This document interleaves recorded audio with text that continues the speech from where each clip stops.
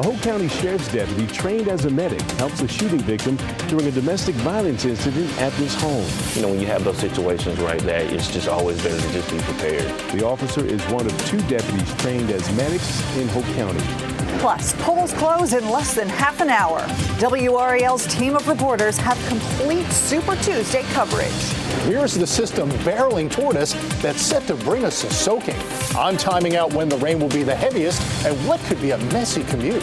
Then a street sign honoring a fallen deputy taken down. It represented the sacrifice that was made on behalf of my son. Hear why his mother is upset with how the situation was handled. We got a break from the wet weather today, but take a look at this. It is back tomorrow. A 100% chance of rain starts tomorrow morning. Thanks for joining us. I'm Ashley Rowe. Those are pretty high odds, don't you think? Yeah. I'm Dan Haggerty. Thanks for being with us.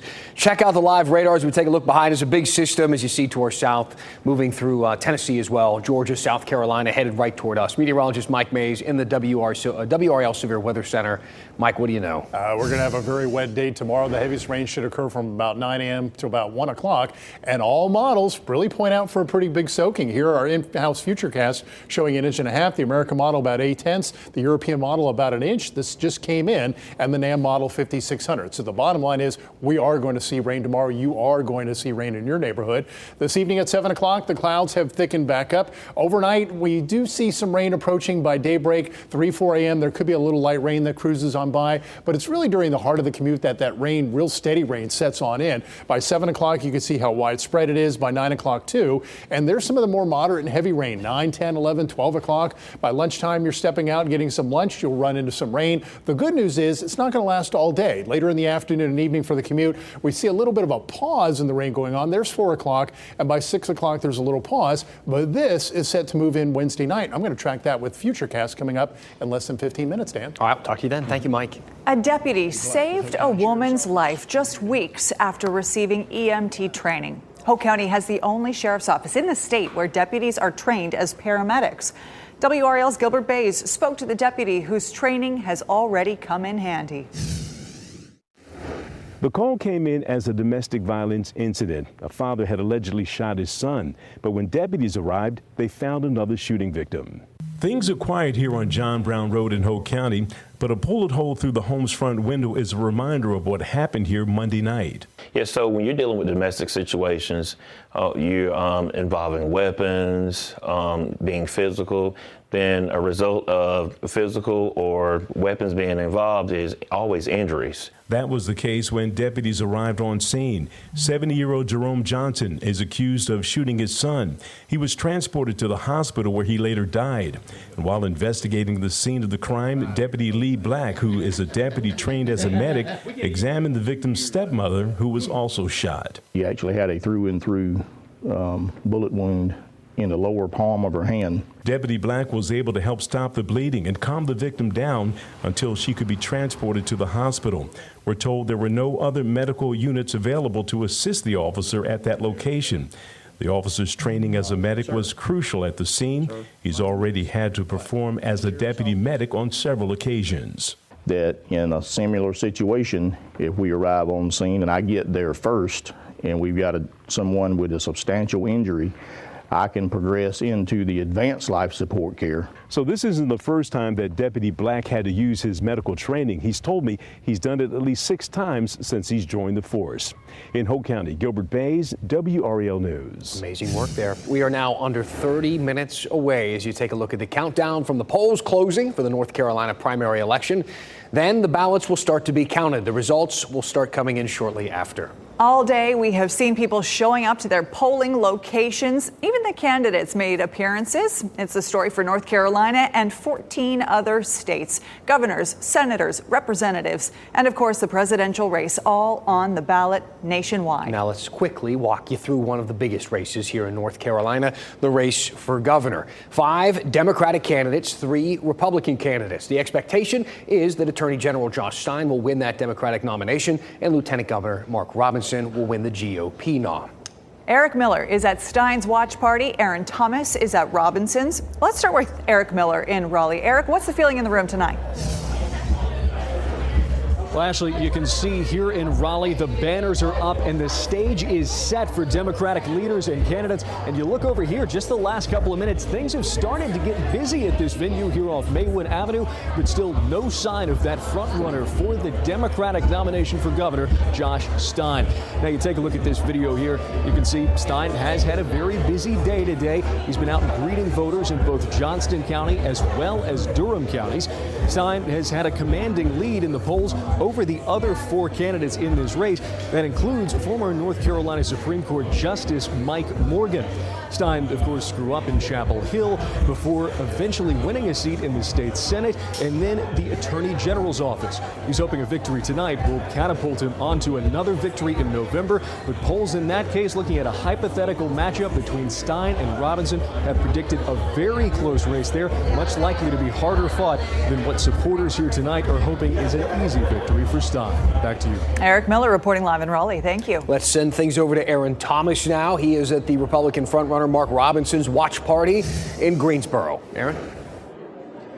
That is correct, and you can actually hear how lively it is. Supporters of Lieutenant Governor Mark Robinson just filed into the Corey Convention Center within the past 30 minutes, many of them enjoying dinner at this moment. The stage is set for Mark Robinson to deliver his remarks following the outcome of the election. Now, earlier today, the Lieutenant Governor actually stopped by a polling place in Randolph County. There, he told reporters how energized and confident he is going into this election, waiting for those results. When it comes to what North Carolinians care about, he says that it's the economy as well as education. I had the chance to speak with a supporter in this crowd today. She's from Raleigh.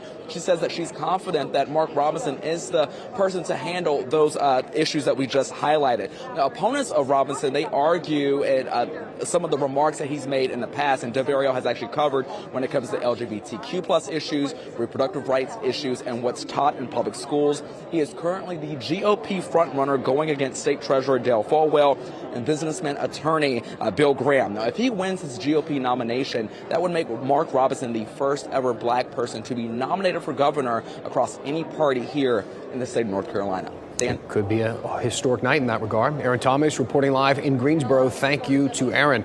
So coming up, our Super Tuesday coverage will continue. WRAL Capitol Bureau Chief Laura Leslie will join me to break down the biggest U.S. House races in our area. That is just 7 minutes away.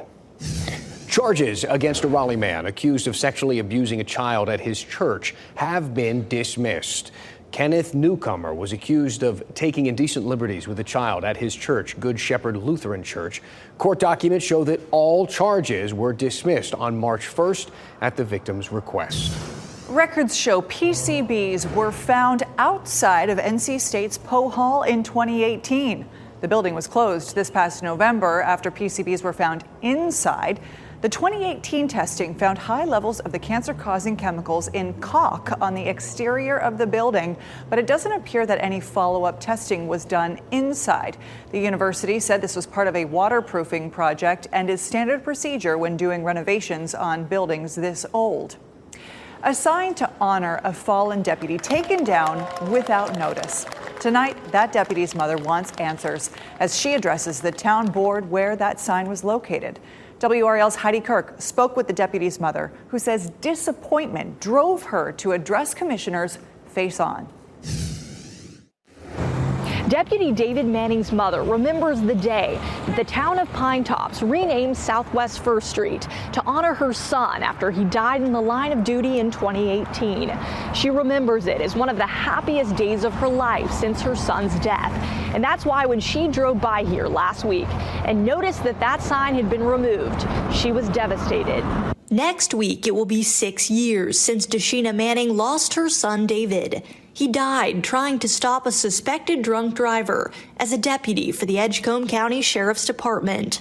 David told me at the age of 9 that if and when that time came, if something would ever to happen to him, he wanted to leave a legacy. Manning says she considered his legacy fulfilled when his hometown of Pine Tops installed a sign with his name on it. It was so humbling, but at the same time, I was so proud to know that he was stepping into his purpose. It's a feeling she says vanished when she noticed the sign was gone, with no notice that it would be removed. Had we been notified and not found out the way that we did, it would have been a different situation. WRAL brought her concerns to the mayor, who says a public hearing in November determined the name would be changed after citizens addressed a chain of mail delivery issues. The mayor says the name was never formally changed in the post office's system due to a clerical error, and the name is too long to be inputted into the system today. The mayor says she does have one regret. The policy that we have in place does not require us to notify. In this instance, should we have? Would have been better if we did, but we didn't. Manning hopes at tonight's meeting they'll be able to find a common ground and another way to honor her son. That sign represented more than just a name. Heidi Kirk, WRAL News, Pine Tops. And the Pine Tops mayor says she expects the Board of Commissioners to find another way to honor David Manning in place of the sign. Ballot counting begins in just a few minutes. WRAL Super Tuesday coverage continues. Next, we're taking a look at some of the most competitive U.S. House races in our area and how they could change the political landscape in Washington. Then we are less than a week away from legalized online sports gambling. Why health experts say the group most affected by problem gambling, college-age men.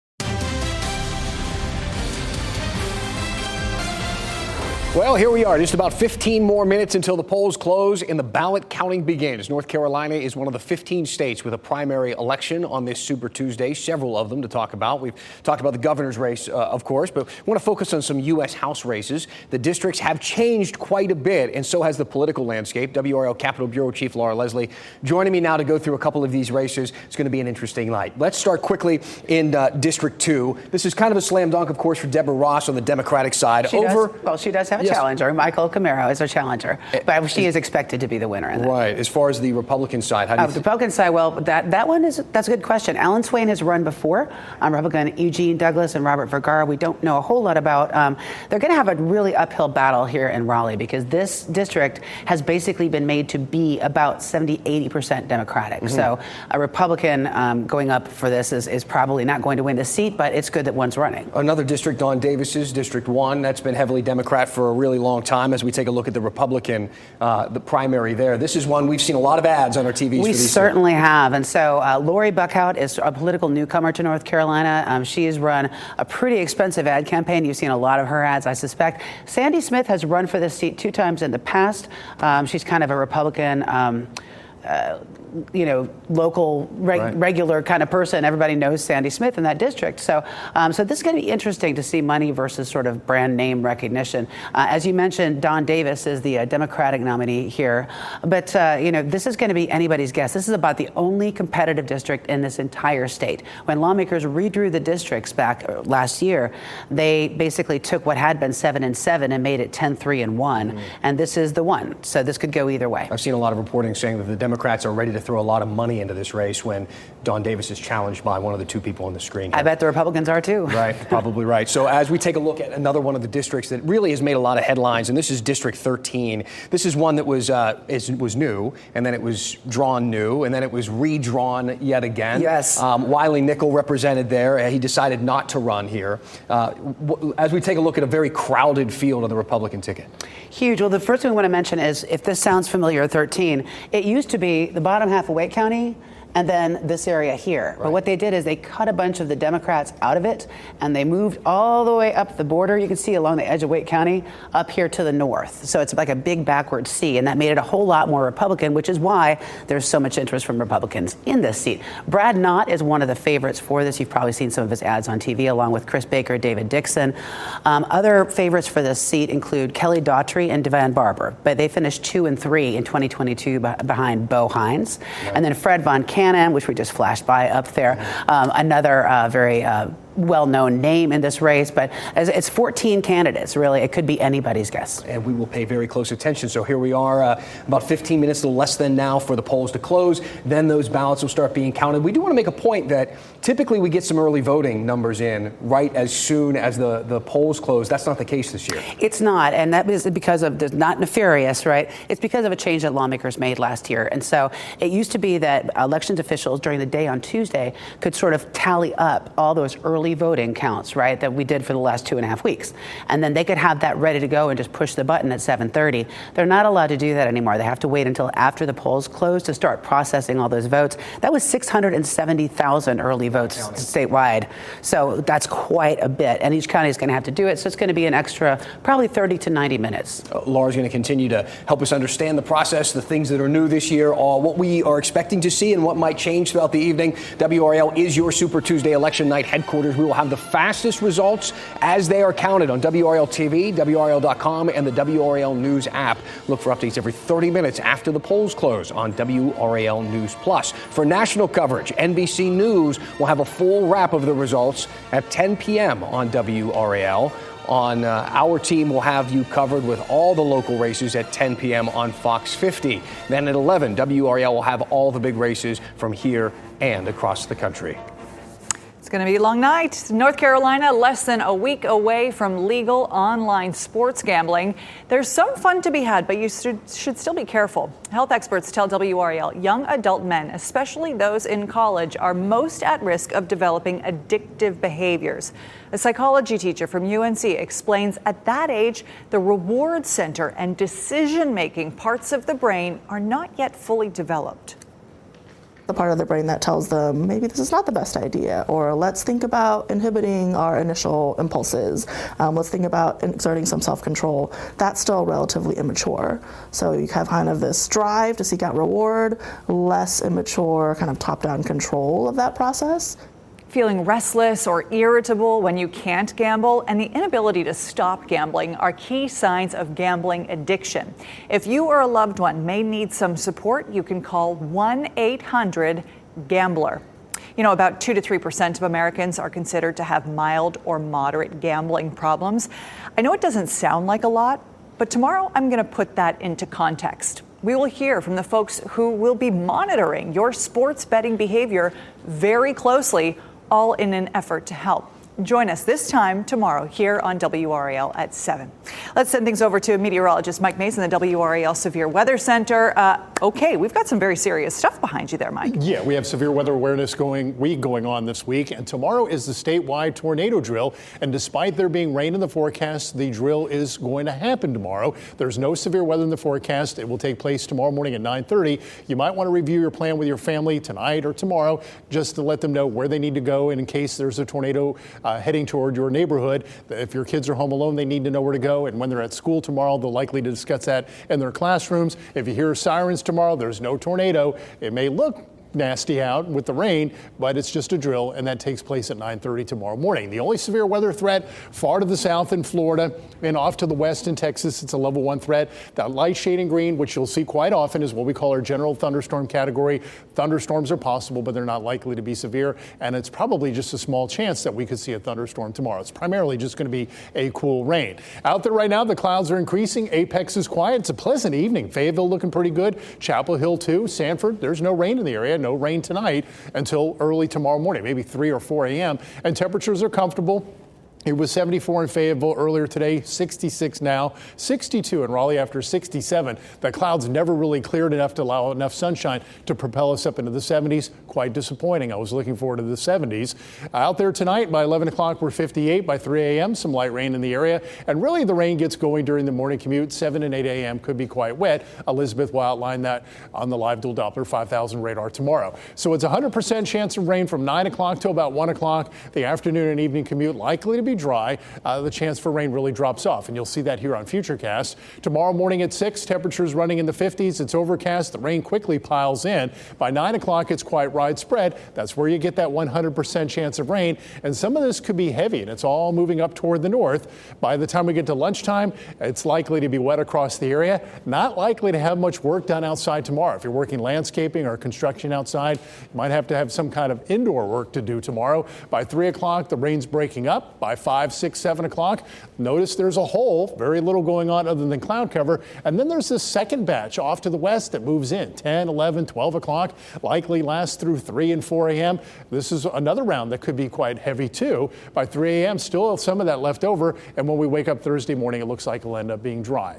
So overnight, the clouds thicken up, rain toward daybreak, 50s for lows, and then it's just going to be plain wet tomorrow. Have your heavy duty rain gear with you. Not going to be much of a windy day, so it's not going to be a wind driven rain. 70 on Thursday, 66 Friday, another batch of rain on Saturday, maybe an isolated thunderstorm. Again, we have the chime change this weekend, and then 3 days with plenty of sunshine. I think we really deserve that. Yeah, absolutely. Thank you, Mike. A group in Goldsboro believes helping others is the best way to help yourself. Up next, recovering addicts and people recently released from prison restore a home so someone else can find it.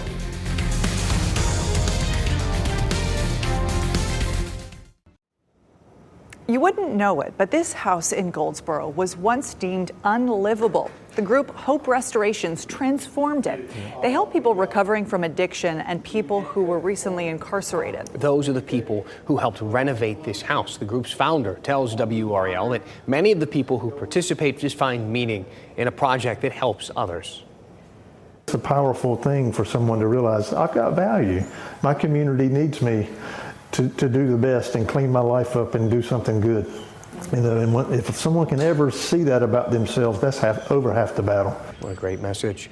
This house now is on the market. It's on the market as affordable housing. Hope Restoration aims to do even more projects in Wayne County. I hope they're successful. Thank you for making WRAL your choice for local news. Polls close in less than 5 minutes. That is when our special coverage begins over on WRAL News Plus with live updates every half hour. Be with us for those. Also, our team will continue following results at 10 o'clock on Fox 50 and 11 on WRAL. We will, of course, see you then.